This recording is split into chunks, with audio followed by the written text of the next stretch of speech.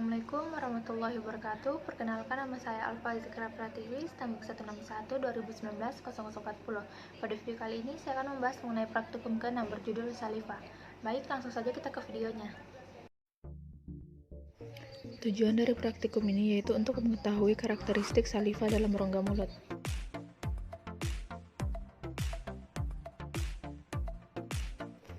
Tabung reaksi, gelas kimia, kertas lakmus, asam cuka encer, HCl, NaOH, larutan kalium oksalat, manisan mangga, penangas air, air mendidih, larutan kanji 1%, larutan yodium, larutan benedik, kertas pH universal, dan aquadet.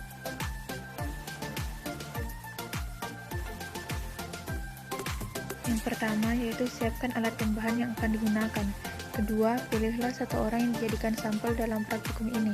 Ambil saliva sebelum tindakan, lalu masukkan ke dalam gelas ukur. Namun sebelum itu, kumurlah dengan menggunakan aquades untuk membersihkan rongga mulut. Ketiga, kemudian kunyahlah bahan makanan yang sudah ditentukan selama 1 menit dengan tujuan untuk merangsang keluarnya ludah. Kumpulkan saliva yang keluar dalam tabung reaksi yang tersedia. Setelah semua tabung reaksi terisi sampel saliva dari masing-masing bahan makanan, tuangkan saliva tersebut ke dalam tabung reaksi.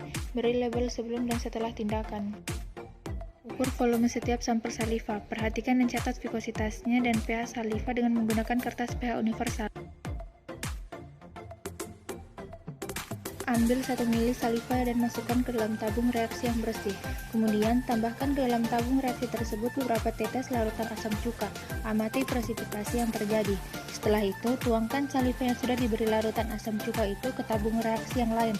Perhatikan perubahan viskositas yang ada dan catat hasil pengamatan.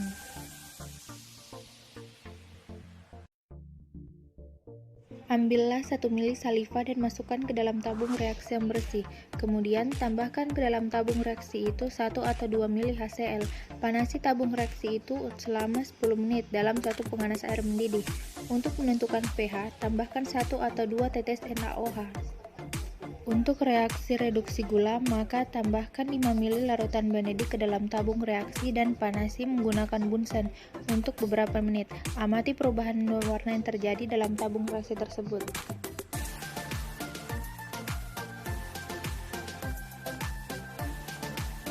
Ambillah 6 ml larutan kanji 1% dan masukkan ke dalam gelas kimia.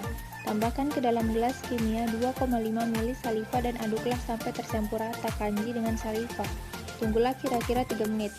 Kemudian, ambillah sedikit campuran saliva kanji dan masukkan ke dalam cekungan piring porselin. Tambahkan ke dalam cekungan piring porselin itu 1 tetes larutan yodium dan amati terjadinya perubahan warna pada campuran itu. Ambillah sebanyak 1 ml campuran saliva kanji dan masukkan ke dalam tabung reaksi yang bersih. Tambahkan kemudian larutan benedik sebanyak 5 ml dan panasi untuk beberapa menit. Amatilah perubahan warna yang terjadi dalam tabung reaksi tersebut.